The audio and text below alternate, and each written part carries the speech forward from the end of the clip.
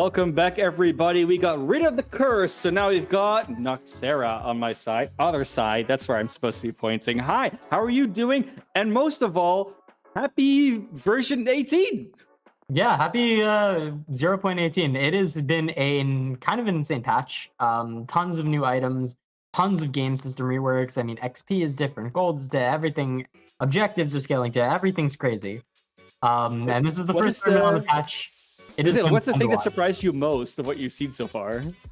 I'd say the thing that surprised me most is probably the lack of Equinox being built, honestly, on carries. That item is kind of insane. Extra crit damage gives you all the stats you want. You get a free shield on it. Seems really good. I think more people should be building that item. Would you build this first item as well then, or just somewhere? I don't know about first item. I think maybe second item after Sky Splitter could be a nice place to put it. Then you get like the demo, the Imperia, right? You got like some things to build on. I don't think it's a rush though. I think rushing it might be a little crazy. Yeah. Well, I mean, like you said, there's so many different things. It's a cool thing to see the Equinox not show up, but maybe we'll see she'd show up now. We had a very strong isolation versus disruption matchup last game. We saw how that went for Xclusive and Ritterriffic. Now, of course, we got to see whether they have changed their mind about what's good. Aurora was available. No one picked it. No one banned it either. So maybe they'll change their mind on that subject. What we do know is we have a very, very, very played into each other dual lane on the side of Xclusive that got away with murder and with their lives a lot of times. Yeah, you could say that again. I mean, I remember that phase pull. Right, Xclusive was just dead to rights, phase right out of there. So some kind of insane saves, some really great play there, dodging some autos, dodging a lot of the abilities. Really great play. Hopefully this game is just as intense. Yeah, I definitely hope so. So without further ado, let's just go into the draft. Let's see what these teams learned from last game, especially Ritterriffic. They are going to swap sides, so we do get that first ban and first pick on the other side for Ritterriffic this time. Grim.exe gonna be out. No need to see that come up. Yeah, not too shocked on the Grim ban here. Grim has been one of the really strong picks that we've seen on this patch. That first set, I'm forgetting the name of it, the one that builds crit chance on auto attacks. Basically means you only need 3 items to hit, I think it's like 85% crit chance, so you can cap out at just 3 crit items. It gives you magical power, physical power, the insane scalings, you can go the Imperative, the Equinox. You just have so much value on it.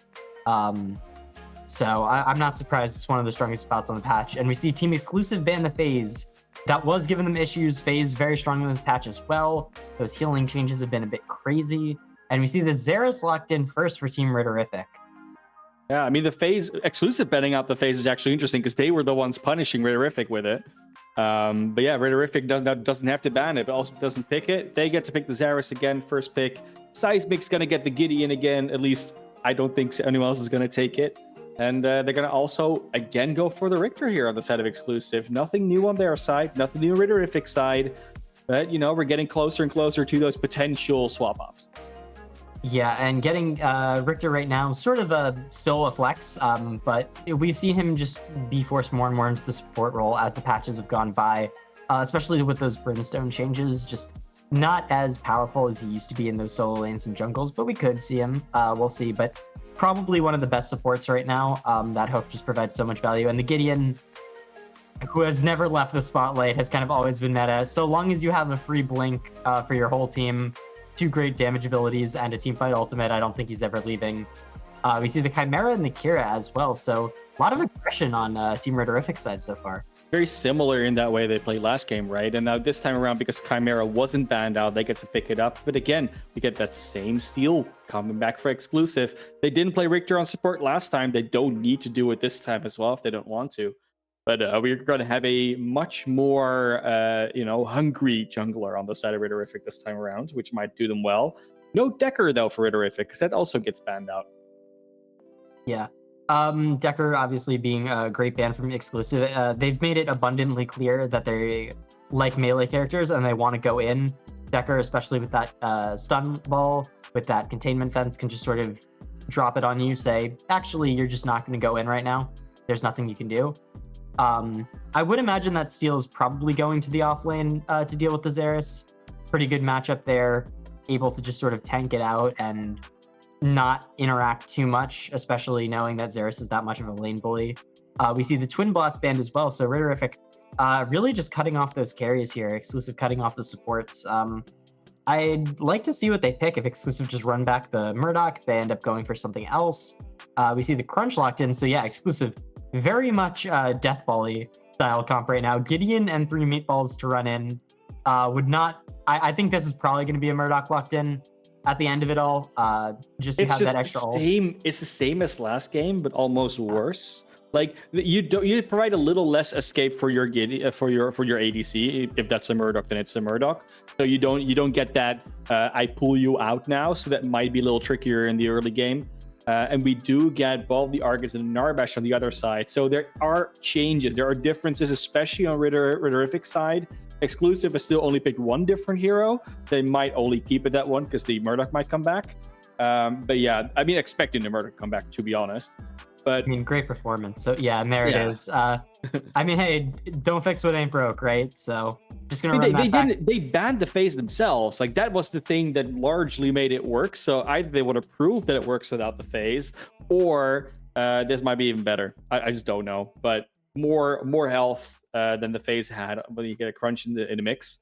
And they're also shoring up either their jungle or their offlane by putting that crunch in there versus what was the Richter and the Steel last. Yeah, and Ritterriffic as well does have some nice anti-engage tools, especially in that Narbash and that Argus. They have that extra range. They have, obviously, Argus has his stun and his pillar, which can really slow down a lot of those aggressive plays from Team Xclusive, and Narbash as well, able to back up that Chimera and Xeris very well. Chimera and Xeris both very good at sort of going in, tanking for longer than they should be able to, right? Xeris has that shield that he can put up to get all that damage reduction. Chimera just with that insane health regen. And all that CC that he's able to get the cleanses. So a lot more of an interesting team comp on Ritterriffic. Xclusive, pretty straightforward. They're going to run in and they're going to kill you, or they're going to die trying. Yeah, for sure. And I think the elephant in the room that we're going to talk a little bit more about when the games start is this might not be always the best thing to do, but hear me out, Narbash Windcaller. I have been on the Narbash Windcaller train for a long time. I don't think it's too crazy. I love that item, especially on Narbash. AoE moves. If you're one game down, you know, if you want to do some wacky stuff, if you want to make sure that they can never catch you, then yeah, if you want to run at them faster. I do also definitely like, but I also like the idea of Narbash in general in this composition, just because last time around they were missing some sustain, like just health bars wouldn't do it. So both the speed boost, like for engage and the disengage, as well as just a general amount of healing that Narbash could put out, is going to be very valuable, especially in these pit and smaller, like the pit fights in the smaller confined spaces, which a lot of fights were taking place in. So yeah, Ritterriffic, I like the adjustment. If it's enough, I don't know. Yeah, I'd have to agree. But right on into game and get this going. Or time to get it going in game 2, Ritterriffic and Xclusive.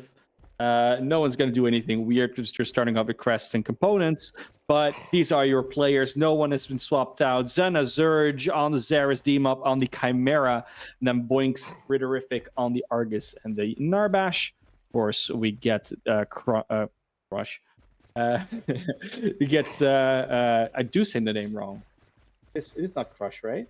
No, it's not. It's Cure on the Kira. Apologies, Cure. I won't forget you again. And on the other side, of course, we're coming out with Team Xclusive. We got Xclusive himself on the ADC on the Murdoch. Tiny Neko this time around is going to be on the Richter, the support. We'll still have the Steel of Motion coming through. And this time around, we're going to get Bulbo on the Crunch going into the jungle, it looks like. And then still Seismic on the Gideon in mid. Nothing changed there, but that was definitely the thing that was least broken, if anything, on the side of Xclusive. So, got him. We'll have to see what ends up happening here. I'm not expecting anything too crazy for most of the lanes, but we could see some aggression in mid, right? Lots of good setup, and the junglers do like to be aggressive. But especially in this off lane, right? Zensurge and Motion just probably going to be dittoing a lot. That Steel has a lot of ways out and a lot of ways to just nullify an aggressive lane. The duo lane is probably where we'll see the most blood. It's where we saw blood last game. It's around Fangtooth. Fangs are really good, especially on this patch. They scale a bit harder into that mid game. They hit you a bit harder, but earlier on they are pretty easy to take. I do see that you see Crunch starting out here on this blue jungle. They want to be ready to assist in this off lane, which we have Steel versus Varus. That's a pretty good place to be. Pretty good thing to be able to want to assist Steel if necessary. It's a good lane management here for the side of the Varus here, so not too worried just yet about them. Yeah, nothing too crazy happening just yet. You can see some nice little trades, some cleavers, some damage being traded back, but nothing too insane just yet. But I am expecting, hopefully, some aggression to come out, especially in the later stages of the game, as Tiny Neko just barely misses that hook. Bank in the mid lane now. Boink's trying to back out, gonna run up that pillar. Bulbo already at half, so has to be a bit careful there. The Chimera hovering as well. Bulbo on the opposite side. We'll see. Say's gonna walk right into it. Doesn't have that portal right now, but they see D-Mob.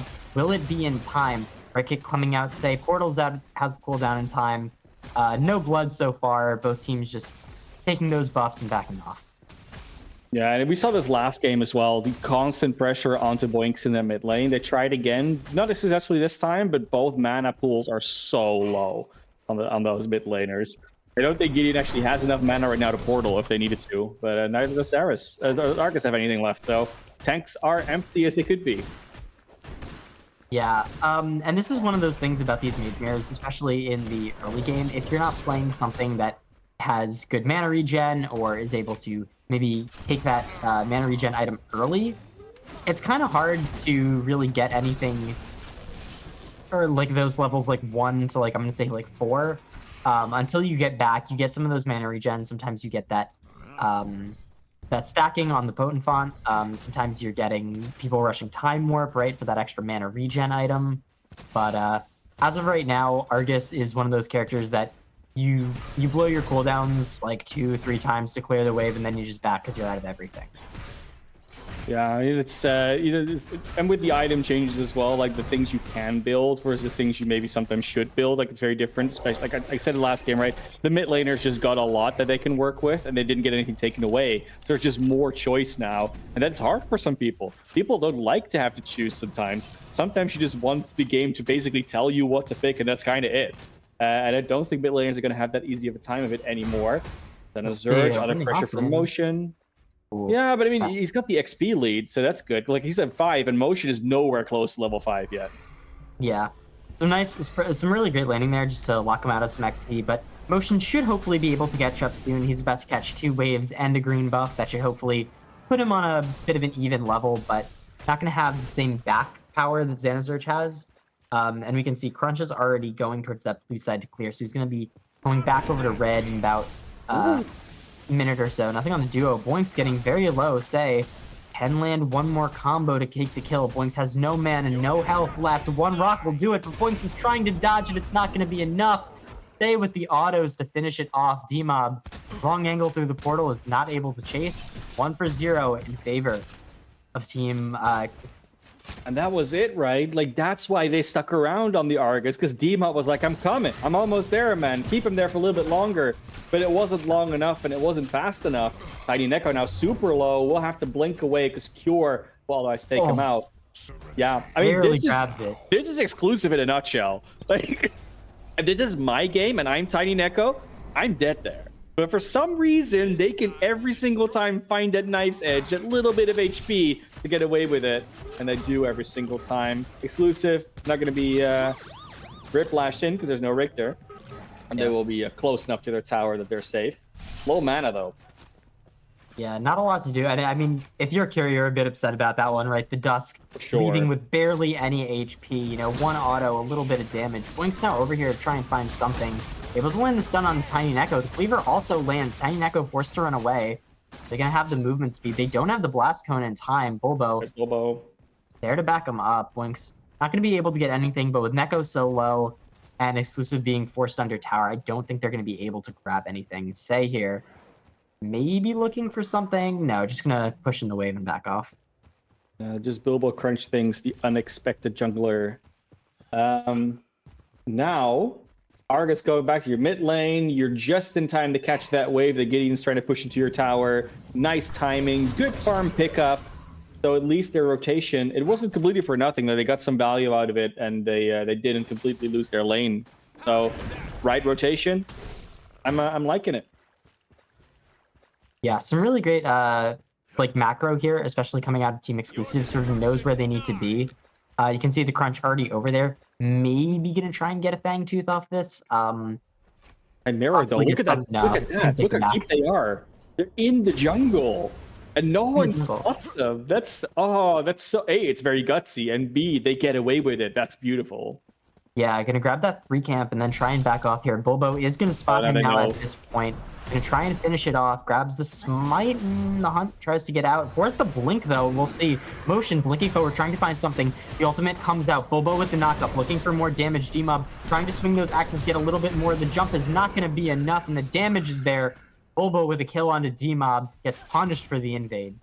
Look, I get it. You want to invade, but that 3 cam was a little too greedy. Had they not grabbed that, and they just left, would have been fine. It was just been a clean invade. Ritterriffic now gets whiplashed in, and Cure is able to be threatening enough. They won't follow up. And now Narbash can just play the Song of Healing and be fine. Bolts are online.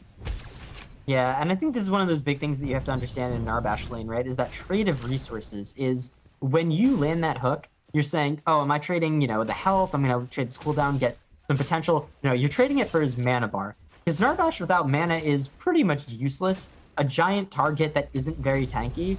But if you're able to run that mana bar out, if you're able to get a lot of that healing out early, it can be very hard. Bulbo, level 6 soloing that mini orb, gets a ton of value off that. And I'd have to imagine he's going to try and transition that into a Fang Tooth once he's done with some of these camps. I mean, the pain just continues from that failed invade, right? Because that failed invade also gives him the confidence to just go for that mini prime, because the Chimera isn't there anyways. They are going to try and set up for Fang Tooth. Both teams are looking around the pit already, putting down some more. It's making some rotations. The vision advantage should be there right now for Ritterriffic. But Xclusive, they got a couple of wards around there. They're not completely phased out.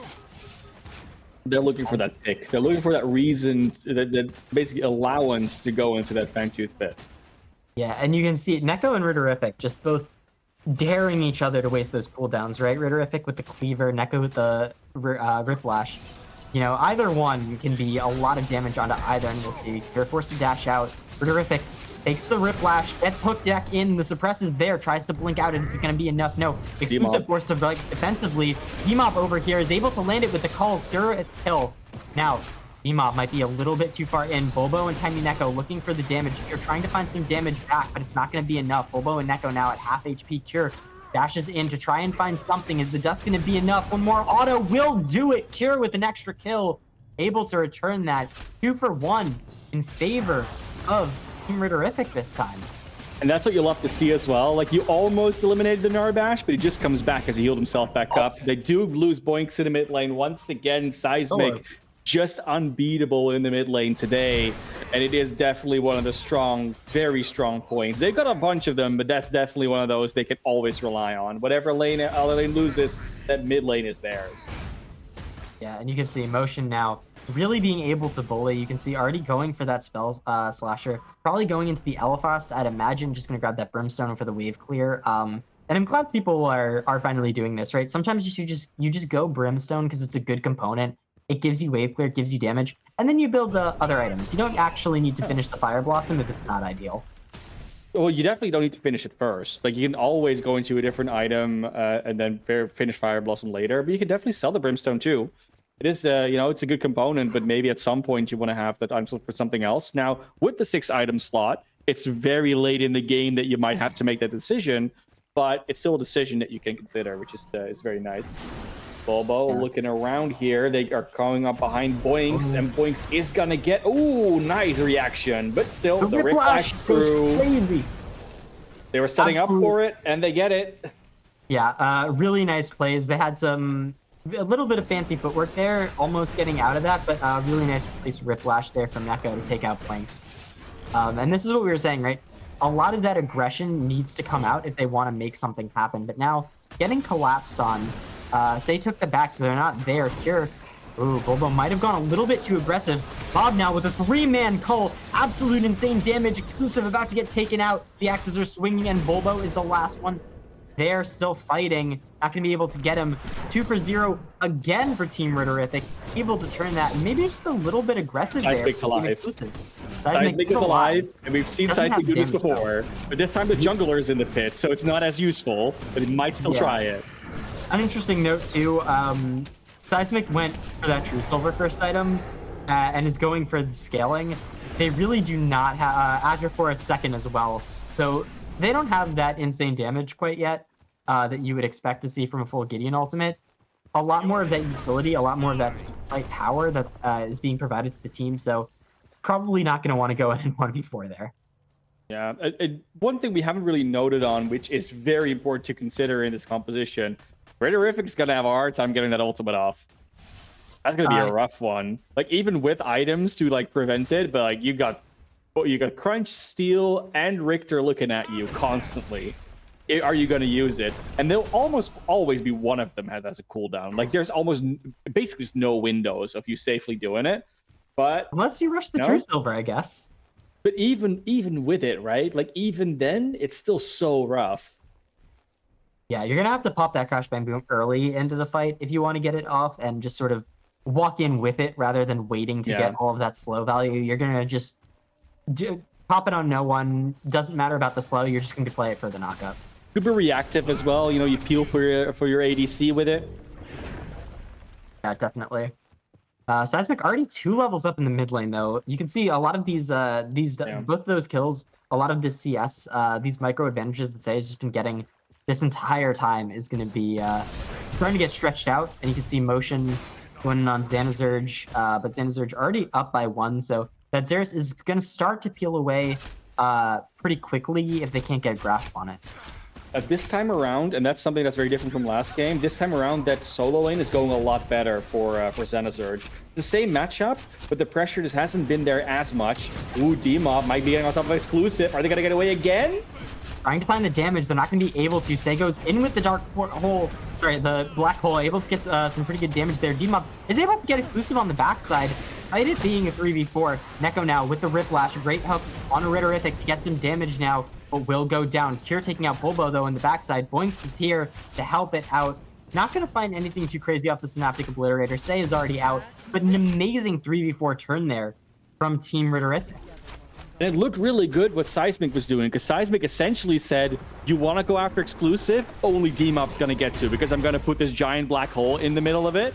But unfortunately, still D-Mob got them. They gave their life for it, but it was worth it. But that's what you love to see from your ADC. Across the map, get the vision. Motion almost did it. And just gets finished off, so now Motion gets a little bit of time to come back, potentially.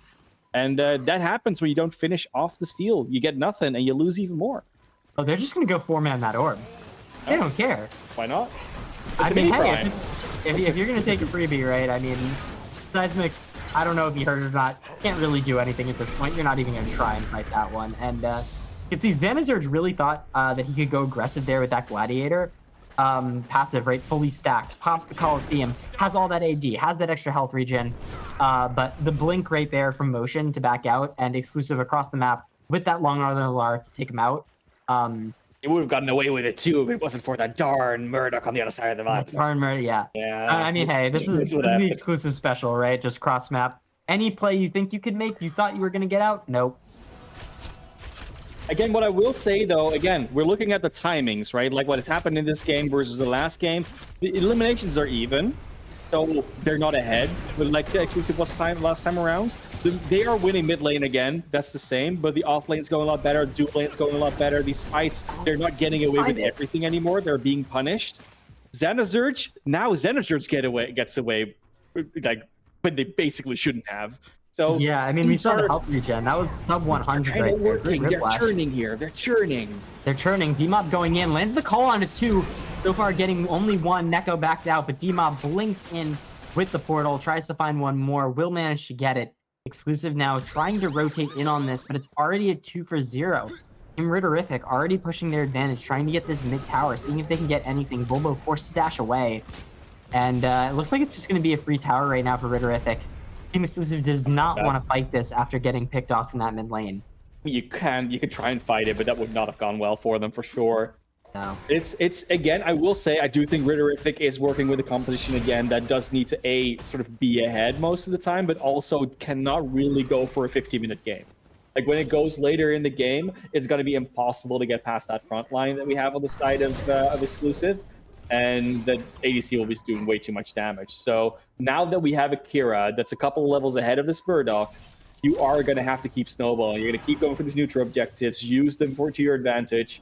There is a little ward here, like right next to D-Mob, so they know exactly where they are. They're going to engage on it too. Yeah, Bulbo looking for some damage. Manages to land the silence onto D-Mob. He's going to cleanse it. Has that health regen starting to go. Has Ritterriffic on the backside who pops the Crash Bang Boom. Looking for it. The 3-man knock up the Gladiator onto Tiny Neko. D-Mob is still alive. Seismic goes in, lands the Black Hole onto 3, getting a lot of good damage now, but no one's dead so far. Xanazurge finally able to take out Tiny Neko. Xclusive with the long arm and the law, trying to find some more damage, but he's not going to find it. Seismic now looking for Cure, but he won't be able to get it. Cure on 1 HP. Managed to get out. Finally in the backside, Xanazurge goes down. Bulbo manages to get out barely with his life, but throughout that whole fight, Motion actually disconnected, sadly. Yeah, I saw it happen as well on the top, and I'm like, ooh, if he doesn't come back soon, it's going to be an even bigger gap, especially in that solo lane. You're going to just lose so much map control. Like, everything is now starting to go the way that it should have last game for Ritterriffic. Even without the disconnect of the steal, like, let's just keep that out of our minds for a little bit. They are still getting these fight wins. They're getting away with the things that Xclusive was getting away with last time, and now they're trying to get this Spank you. If they got this, yeah, they should be able to get it. They got the hunt. And there's the turn. Ritterriffic though, lands the cleaver. Lots of good damage down, and Xclusive blown up with that Snap to go Reiterator. Cure gets one, looks for the other, manages to find a double so far, and now they're in the enemy jungle. Bulbo forced to dash away, and everything is coming up Ritterriffic's side right now. Ritterriffic just starting to pull away, starting to get the advantage in every single way that they can possibly do. They are still not pulling ahead in mid lane. That's still the one that they're struggling a little bit. But if you got the man advantage, you know you got the free rotations. You can essentially 2-man mid lane if you want to. And they're going to be fine. Like, they're not going to be in trouble at all unless there's... Oh, well, at least they came back online, so we're going to have a steal back in the game. So there is still hope. If they hadn't come back, that would have been a very disastrous situation. Yeah, could have been really bad. But, you know, even though Seismic is this far ahead, again, we see that sort of team-oriented utility build, right? We see the Azure Core. We see that the Ring, you can see, has that Tainted Scepter now for the anti-heal, but still does some pretty good damage. Blinks in extra with the portal, manages to land a ton of damage onto Cure with that Black Hole. Has the shield now popping up here, trying to get around, pops the ultimate, but it's not going to be enough. Finally gets taken out, but a lot of damage so far onto Tiny Neko. Not going to be able to quite get anything off of that. Blink's trying to find something, but nothing to be found. Some extra tankiness from Motion there as well, just to back him up. But yeah, Seismic now using that lead, really forcing these plays, and that's really what Team Xclusive needs to get back into this game. Yeah, it really looks like Cure has learned the 4Ds of Decker, which is you know, a lot of dodging of things. But then the Kira, because it took way too long to get that Kira eliminated with all the heroes that came over to help. So very nicely done to staying alive that long. Unfortunately, there was no one else to follow up for the side of Ritterriffic, but you know, maybe next time. And Xanazurge is still feeling good in that solo lane. They're pushing hard, they're pushing forward. They did lose their own tower, but you know, they got 2 on the other side, so who cares?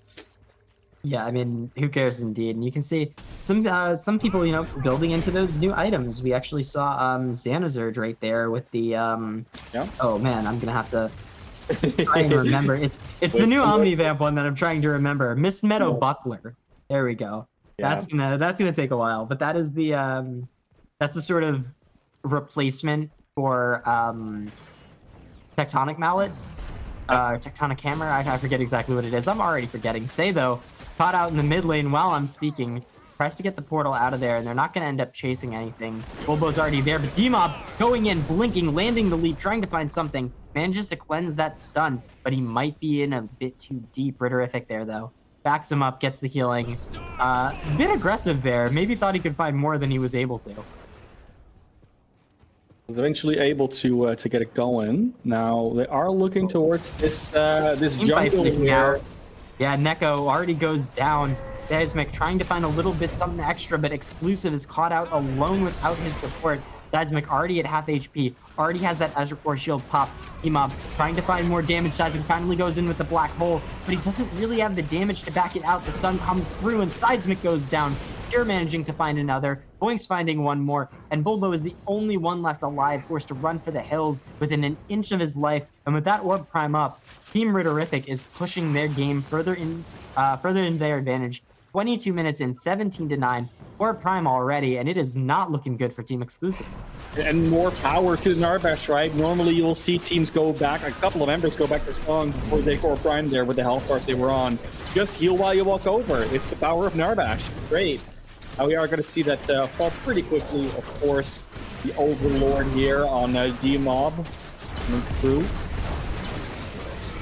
And there it is. I mean, it's already pretty hard. Boinks, though. Oh, no, Tiny Neko, A not lot again. of damage. Tiny, Not again. they're blinking Yes, forward again. for it, and Tiny Neko is dead to rights. A little too far forward. Kira is quite mobile, especially when the cooldowns go lower and lower into the game. And Boinks feels free to get up their own little river buff. And it's defense mode. It's full defense mode for Xclusive now. They've got one tier 2 tower left, or is the mid one up still as well? Yeah, mid one's up still as well. Okay, so they got 2 tier 2 towers left, pushing out that wave on the solo lane like they should. Otherwise, that's going to push into those inhibitors really fast. And meanwhile, Ritterriffic is looking for an opening. They're looking for something, and they found potentially a crunch in the jungle. Yeah, looking maybe? No. Bulbo just, Oh, thank you's on cooldown. Of course, why not? I mean, hey, you already have 2 of them. Why not get a 3rd, right? Just gonna take it. That's all of those objectives right now, and they're gonna have to start knocking on towers soon, right? Pushing in. Because right now, you can see a lot of towers down in the off lane, but mid and duo lane both still have their tier 2s up, defending them. So now with 3 Fangs up, with this full orb prime, I would be pretty surprised to not see a siege on at least one of these inner towers to try and push that objective advantage. And you can see it right now, already in the mid lane, looking for something, and Team Xclusive really has no choice but to just let them have what they want. They need to go for mid lane. Mid lane, of course, like the best lane to push in, because it just takes away a lot of rotation space for the enemy team. They need to be a little bit more careful, stay closer to base, and it opens up the map so much more than any other lane does. Because it doesn't allow for, like, solo lane, it allows for your solo laners to go rotate a little bit more. Mid lane, it allows everyone to rotate through mid lane a lot safer and a lot further forward as well. So we'll see if they're gonna go. Yeah, they're gonna try and get the tier 2 in dual lane as well. Why not? Inhibitor is maybe a little bit too much to ask already, but they might have been able to go for it, and they're definitely gonna try now. They still got that orb prime for quite a bit. Yeah, and you can see this is really nice. Team Ritterriffic learning from their past mistakes, right? You can see, well, now splitting up, but previously you had D-Mob always walking with Boinks, right, in the jungle, just managing to always have that buddy, right? If they manage to find a cache, they have it, and oh, there's the mistake that they made. Bulbo blinking in, able to find so much damage onto Boinks as they go just a little bit aggressive now. Xanazard and D-Mob in the backside trying to find something, but he might be a little bit too deep. The skewer lands. Cure manages to finally find Seismic. Dina now trying to get those resets, able to get the damage. Xclusive onto 1 in the 1v1 with Cure, but Cure is going to be able to find the Shadow Glide out to get the damage. D-Mob able to find motion.